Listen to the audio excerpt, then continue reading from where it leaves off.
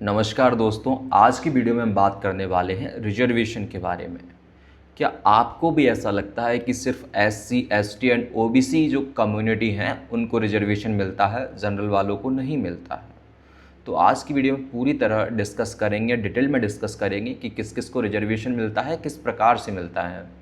सबसे पहले मैं आपको बता दूं, हमारा जो इंडिया है उसमें मेन 4 कैटेगरी पाई जाती हैं, जिन्हें हम general, SC, ST and OBC के नाम से जानते हैं। वीडियो में आगे बढ़ने से पहले हम एससी, एसटी, ओबीसी, जनरल जो कैटेगरी हैं उनके ऐतिहासिक बैकग्राउंड को जान लेते हैं।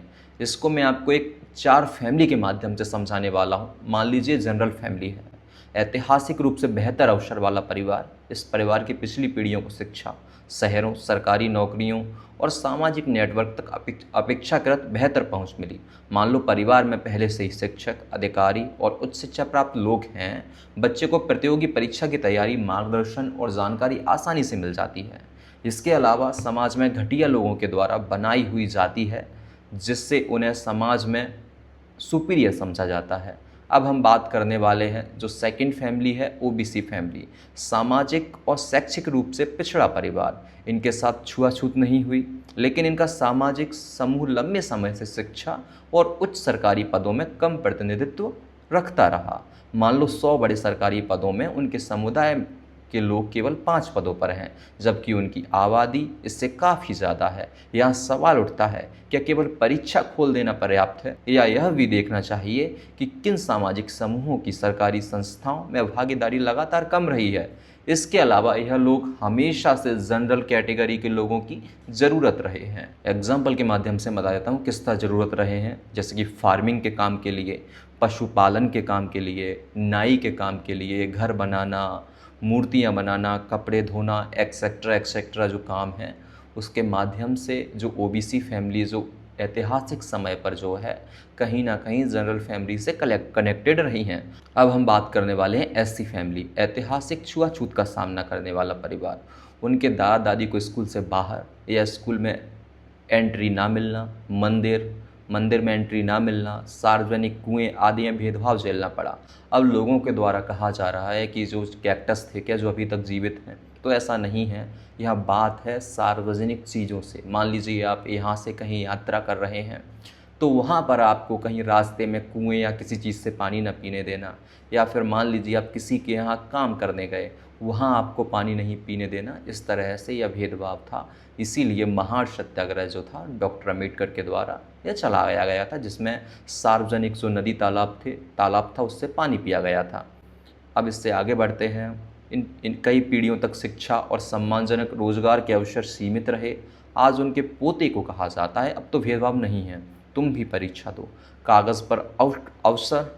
कागज़ पर अवसर बराबर हैं, लेकिन परिवार के पास पीढ़ियों से बनी शैक्षिक और सामाजिक कमी हो सकती है, और कहीं ना कहीं इनको समाज में छोटा समझा जाता है, अछूत समझा जाता है, और यह भेदभाव हमें आज भी देखने को मिलता है। अभी का एग्जांपल ले लेते हैं। जो कांग्रेस लीडर हैं खड़गे जी, जब वो कहीं स्पीच देने गए थे तो उसके बाद में मंदिर को साफ़ किया गया। इसके बाद में बात करते हैं बारात को रोक देना, सामाजिक स्थानों पर रोक लगाना। अब बात करते हैं जो एसटी फैमिली है, जिसे हम समाज द्वारा आदिवासी बोला जाता है, या दूरस्थ क्षेत्र का परिवार, जो समाज से काफ़ी दूर रहे हैं। परिवार जंगल या पहाड़ी क्षेत्र में रहता रहा, वहाँ लंबे समय तक स्कूल, कॉलेज, सड़क, अस्पताल और रोज़गार के जो अवसर हैं वो ना के बराबर रहे। बच्चा योग्य हो सकता है, लेकिन उसके परिवार की पिछली पीढ़ियों को मुख्य धारा की शिक्षा और सरकारी संस्थाओं तक पहुँच कम मिली। भेदभाव कम हुआ, समाज और नएपन से दूरी रही। अब सवाल है कि जनरल वालों को रिजर्वेशन नहीं मिलता, और जो जनरल कैटेगरी के हैं वो कहीं ना कहीं ओबीसी को भी अपने साथ लेना चाहते हैं। तो आपको क्या लगता है, यह सही है या नहीं? इसको डिटेल में समझते हैं। जनरल कैटेगरी जो है उसकी जो पॉपुलेशन कहीं ना कहीं 15 से 20% मानी जाती है।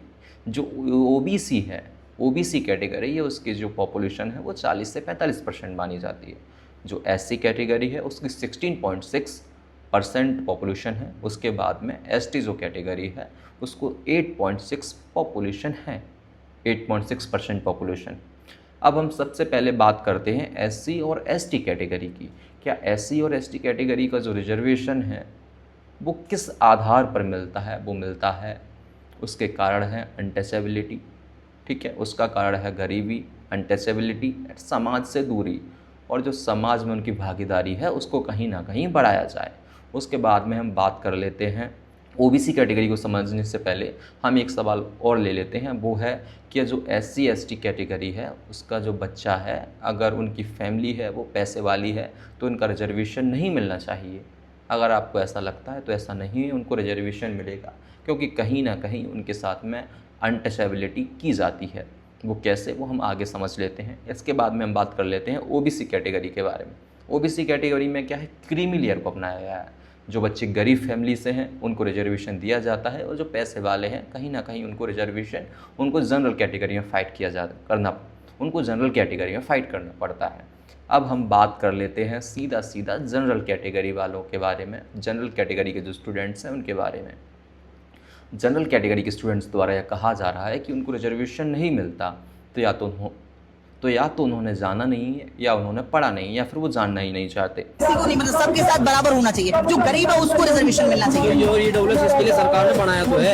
ईडब्ल्यूएस हमें नहीं मिलता, हमारे लिए नहीं मिलता। आप इकोनॉमिक वीकर सेक्शन में आते नहीं हो, गवर्नमेंट के अकॉर्डिंग कहीं नहीं है ना यहाँ पे। क्योंकि जनरल कैटेगरी को रिजर्वेशन मिलता है जो गरीब बच्चे होते हैं। आजकल आप सुन रहे होंगे, जोर जोर से चिल्लाया जा रहा है कि जो जनरल कैटेगरी का गरीब बच्चा है उसको रिजर्वेशन नहीं मिलता।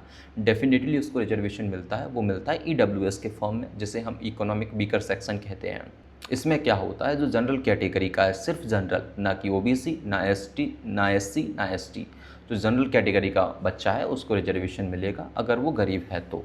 ठीक है, इसके बाद में हम बात कर लेते हैं।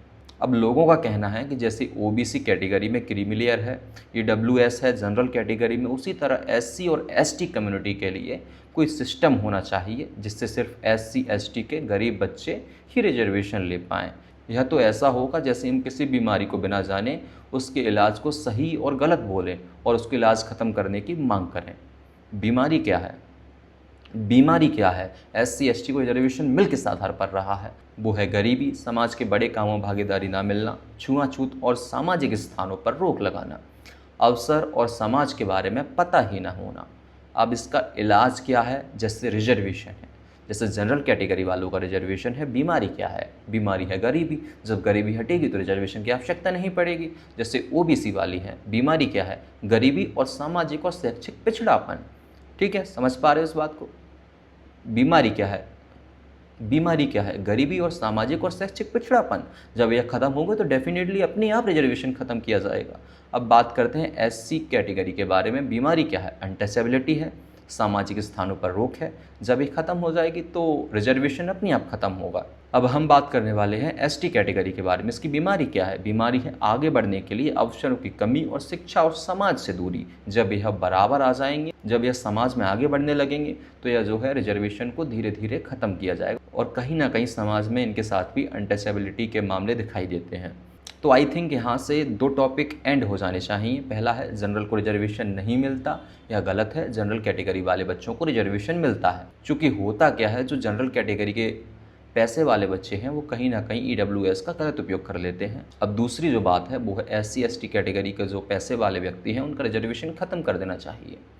इसके बारे में हम बात कर लेते हैं कि इसकी बीमारी क्या क्या रही हैं। इसकी बीमारियां रही हैं अनटचेबिलिटी, सामाजिक स्थानों पर रोक, समाज में भेदभाव कम। अगर यह जो चीज़ें ख़त्म हो जाएंगी तो रिजर्वेशन के विरुद्ध अपने आप एससी और एसटी कैटेगरी आगे आने लगेंगी। और यह बात आपको पता होनी चाहिए कि 2 से 3% ही गवर्नमेंट जॉब्स हैं, और उसमें भी सभी को अपनी अपनी कैटेगरी में रिजर्वेशन कहीं ना कहीं मिलता है। और रिजर्वेशन हटाने की बजाय हमें किन चीज़ों पर ध्यान देना चाहिए? हमें ध्यान देना चाहिए स्कॉलरशिप पर। जो स्कॉलरशिप है वो अगर बच्चा किसी भी कैटेगरी का हो, गरीब हो तो मिलना चाहिए, और वो पैसे वाला हो तो नहीं मिलना चाहिए। इसके बाद में एग्ज़ाम फीस, जो एग्ज़ाम फीस होती है वो गरीब बच्चा है किसी भी कैटेगरी का है, अगर वो गरीब है तो उसको एग्ज़ाम फीस कम होनी चाहिए, और जो पैसे वाला है वो किसी भी कैटेगरी का हो उसको एग्ज़ाम फीस ज़्यादा होनी चाहिए। इसके बाद में जो तीसरा पॉइंट है वो है एज रिलैक्सेशन। एज रिलैक्सेशन में कोई भी कैटेगरी का हो, कम से कम ज़्यादा से ज़्यादा रखिए। गवर्नमेंट से इससे बोलिए ना, गवर्नमेंट की यह जो टॉपिक है इस टॉपिक को गवर्नमेंट से बोलिए। एज जो है सभी के बराबर रखिए, कम से कम जो है उससे लेकर ज़्यादा से ज़्यादा तक। उसके बाद में हाइट, वेट, चेस्ट जो भी होते हैं, जो भी बॉडी मेजरमेंट है, वो सभी के लिए समान रखिए। एंड माय फाइनल मैसेज यही रहेगा कि खुद को बड़ा और दूसरों को छोटा समझना छोड़ दोगे और इस छुआछूत से ऊपर उठोगे और जिस भी धर्म परिवार में यह सिखाया जाता है उसका बहिष्कार कर दोगे, उस दिन यह कास्ट बेस्ड रिजर्वेशन खत्म हो जाएगा। मेरी एक सोच यह भी है, जब कोई कास्ट और धर्म से महान पैदा हो सकता है तो किसी को कास्ट से रिजर्वेशन क्यों नहीं मिल सकता।